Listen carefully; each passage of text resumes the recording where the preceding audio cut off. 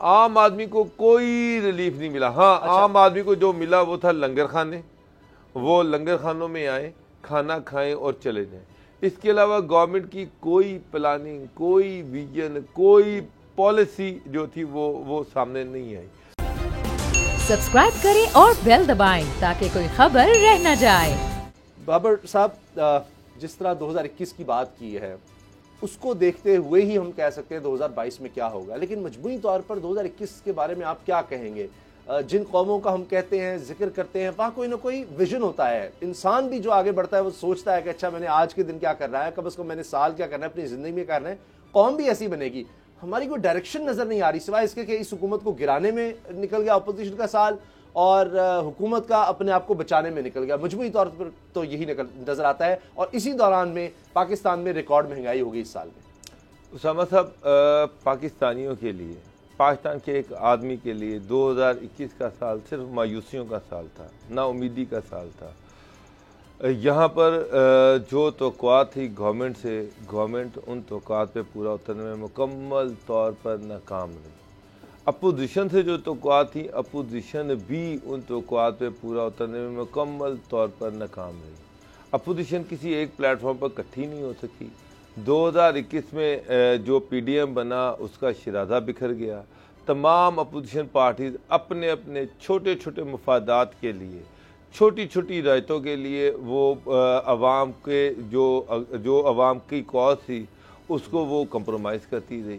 Government کے سامنے کوئی ٹف چیلنج نہیں دے سکی.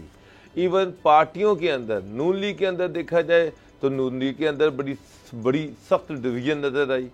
نون لیگ خود تقسیم نظر آئی. گورنمنٹ کی اپوزیشن کرنی ہے یا نہیں کرنی اس پہ نون لیگ تقسیم نظر آئی.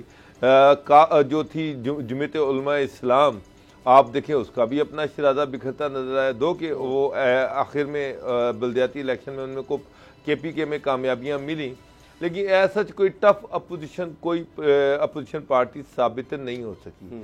جہاں تک گورنمنٹ کی بات ہے, گورنمنٹ اسامہ صاحب بالکل عوام جو عوامی توقعات کے بالکل الٹ گئی. کارٹلز کی گورنمنٹ تھی, کارٹلز کو فائدے ملے. بڑے بڑے انڈسٹریل یونٹس جن کے تھے انہوں نے اربوں روپے سبسڈی سے کمائے, ان کو اربوں روپے کی رعایتیں ملیں. بڑے بڑے جو تھے کاروباری لوگ تھے وہ سارے پرائم منسٹر کے ارد گرد گھیرا ڈال کے رہے. ٹیکسز میں اضافہ ہوا, پیٹرول کی قیمتوں میں اضافہ ہوا, گیس میں اضافہ ہوا, مہنگائی میں اضافہ ہوا. سر عام آدمی کو کوئی ریلیف نہیں ملا. ہاں عام آدمی کو جو ملا وہ تھا لنگر خانے. وہ لنگر خانوں میں آئیں, کھانا کھائیں اور چلے جائیں. اس کے علاوہ گورنمنٹ کی کوئی پلاننگ, کوئی ویژن, کوئی پالیسی جو تھی وہ سامنے نہیں آئی. تو ایک عام آدمی کے لیے یہ جو سسٹم تھا 2021 میں یہ کہوں گا کہ اس سسٹم سے اس کا اعتبار اٹھ گیا. جس مقصد کے لیے وہ اپنی گورنمنٹ کو لاتا ہے, جس مقصد کے لیے وہ ووٹ ڈالتا ہے, وہ مقصد جو ہے وہ پورا نہیں ہو سکا. گورنمنٹ اس کی توقع پہ پورا نہیں اتر سکی. کافی حد تک بابر صاحب کی بات درست نظر آتی ہے غلام صاحب, کیونکہ میرے پاس پوری فہرست ہے 2021 کے جو اہم ایونٹس ہوئے ہیں, کیونکہ ان کو دیکھتے ہوئے ہم تو فیکٹس پر اگر بات کریں گے تو 2022 کو بھی ایسے پریڈکٹ کیا جا سکتا ہے کہ اس سال میں یہ چیزیں ہوئی ہیں, اگلے سال یہ ہوگا. خیبر پختونخوا کے بلدیاتی انتخابات میں اپسیٹ, یہ ایک بڑی خبر رہی. فضل الرحمان صاحب وہاں پر آگے نظر آئے. ہاں یہ ضرور ایک مجھے پازیٹیو نظر آتی ہے کہ افغانستان پر OIC کا اجلاس, پاکستان میں 40-41 سال کے بعد ایسا اجلاس ہوتا ہے. اچھا جی, گوادر کے عوام سڑکوں پر نکل آئے اس سال میں. سمندر پار پاکستانی کو ووٹ کا حق ملنا, پھر یہ بات کہ جی MQM دوبارہ ریوائیو ہو رہی ہے, اور لیکن ان ساری چیزوں کا عوام سے کیا تعلق ہے, ایک عام آدمی سے کیا تعلق؟ میں یہی کہہ رہا ہوں. اب جام کمال صاحب مستعفی ہوئے, ان کو جانا پڑا وزیر اعلیٰ بلوچستان کو. پاکستانی طالبان سے مذاکرات کی خبریں زیر گردش رہی. چیئرمین نیب کے حوالے سے کہ جی نئے کون آئیں گے یہ بات ہوئی. کنٹونمنٹ بورڈ الیکشن ہوئے, وہاں پر بھی حکومت کو شکست نظر آئی. جہانگیر ترین ہم خیال گروپ بڑا ہمیں مضبوط ہوتا نظر آیا. قاضی فائزہ صاحب کے حوالے سے فیصلہ آیا نظر ثانی درخواست کا. پھر PDM کی سیاست اور پیپلز پارٹی کا الگ ہونا. سینٹ کے الیکشن ہمیں نظر آتے ہیں. یہ سب اہم ایونٹ ہیں. غلام رضا صاحب ڈسکا کے الیکشن ہیں, مگر TLP جس طرح سڑکوں پر رہی, جو کچھ وہ ہوا وہ بھی بڑا اس قوم نے دیکھا سارا کچھ. لیکن کوئی اگر ہم دیکھیں کوئی ڈیم بن گیا ہو, کوئی بہت بڑا پروجیکٹ لگ گیا ہو, ہم نے انڈسٹریلائزیشن میں کوئی بڑا قدم, کوئی ایجوکیشن میں کوئی بڑا کام کر دیا ہو, کوئی اس طرح کا کام جو ہمارے فیوچر کے لیے اس پورے سال میں یہ تمام میرے پاس پوری تفصیل ہے, اگر ورنہ پورا پروگرام گزر جائے گا, اس میں مجھے کچھ ایسا نظر نہیں آ رہا. جی بالکل اسامہ غازی صاحب, آپ کی بات بالکل درست ہے. اگر ہم اس سال کو دیکھیں, صرف پالیٹکس ہی اس سال کا حصہ نہیں ہے. اگر ہم تمام شعبہ زندگی جو ہے ان کو ہم دیکھیں, اپنی صبح کو دیکھیں, اپنی شام کو دیکھیں, اس درمیان میں ہونے والے جو بھی معاملات ہیں ان تمام معاملات کو دیکھیں تو سوائے مایوسی, سوائے ناکامی اور سستی اور اس کے ساتھ ساتھ صرف نظر اور عدم استحکام کا شکار ہم رہے ہیں. پورا سال بڑی افسوس کی بات ہے کہ ایک سال کا اگر آج ہم محاسبہ کر رہے ہیں پورے 2021 کا, تو ہمیں کوئی ایک ایسا پازیٹیو جسچر, کسی جگہ پہ کوئی چیز ایسی نظر نہیں آ رہی ہے جس کو ہم یہ کہہ سکیں کہ یہ قابل ذکر ہے. مثلا آپ ہیلتھ کو دیکھ لیں, ایجوکیشن کو دیکھ لیں, تنزلی کا شکار رہے دونوں شعبے. اور کوئی بھی مستقبل کے جو قومیں اپنے معماروں کو جو جس طرح سے تیار کرتی ہیں, ہم بلکہ اس معاملے میں اس 2 سالوں میں تو ہم بالکل اپنے جو بچے ہیں ان کو بہت ہی ہم نے برے حالات میں ان کو ایجوکیشن تو کنٹینیو کیا اس کا, لیکن وہ اپنی تمام کی تمام چیزیں بھول گئے. دنیا سے تو کنیکٹ ہو گئے, لیکن اس کے ساتھ ساتھ وہ تمام جو دیگر ہوتی ہیں اسٹڈی کے حوالے سے چیز, وہ اس مطالعہ میں اس جگہ پہ نہیں پہنچ سکے. ڈگریاں کس طرح کی ہو گئی. پھر ایجوکیشن کے بعد اگر ہم آگے نکلتے ہیں, کھانے پینے کی اشیاء کی طرف آ جائیں, روزمرہ زندگی جو ہے وہ تنزلی کا شکار رہی. غریب لوگ جو ہیں وہ غریب تر ہو گئے, امیر لوگ امیر ہو.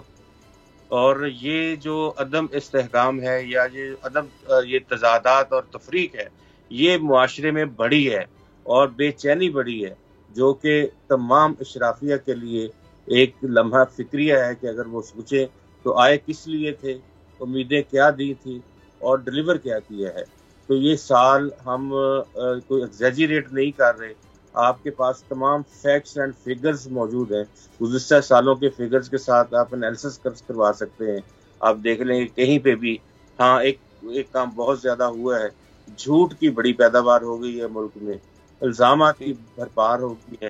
سوال کرنا جرم کیا ہے, آپ کے اوپر آئے جاتے سوال بنا دیے جاتے ہیں تاکہ الزام تو سوال نہیں, ان کا کیا کوئی جواب دے گا. تو یہ کلچر فروغ پایا ہے. اور بیورو کو اگر ہم دیکھ لیں, ہم کیونکہ انہوں نے ملک چلانا ہوتا ہے تو وہ بھی سستی, کالی اور بے چینی کا شکار رہے ہیں. ہمیں کہیں نظر آتا کہ وہ انہوں نے اسی طرح پرفارم کیا ہو جس طرح سے ان کی پرفارمنس کی. پھر اب حکومت آ جائیں, وہاں پہ بھی ہمیں اسی, اور 2 سال ہو گئے ہیں. کشمیر کی اگر میں بات اس حوالے سے نہ کروں تو بڑا ہی افسوس کا مقام ہے. 5 اگست 2019 سے لے کر آج تک کشمیر لگ رہا ہے. جلدی سے آپ کی نظر میں اس ناکامی کی وجہ کیا ہے؟ کیا ہمارے راہبر ویژن نہیں دے سکے, اس طرف جا نہیں سکے, صرف حکومت بچانے میں لگے رہے, دوسری طرف سے حکومت گرانے میں لگے رہے؟ جس طرح شہباز شریف ذکر کرتے ہیں کہ ایک نیشنل کنسنسس ہونا چاہیے کہ ہم نے آگے کیسے بڑھنا ہے. کوئی 5 سال کا پلان جس طرح سے ہوتا تھا اس کو ہر سال پر لے کے آئے کہ ہم نے یہ سال اچیو کرنا ہے, اس پر کوئی سیاست نہیں ہوگی. یہی ہمارے ٹارگٹس ہیں بحیثیت قوم, بحیثیت سیاستدان, سارے بحیثیت پارلیمنٹ. ان کو اسی لیے ووٹ کر کے بھیجا جاتا ہے نا کہ آگے جائیں. کہاں ناکامی ہوئی, کیسے بہتر ہو سکتا ہے؟ جلدی سے مجھے بتائیں, ہم نے آگے بڑھنا ہے.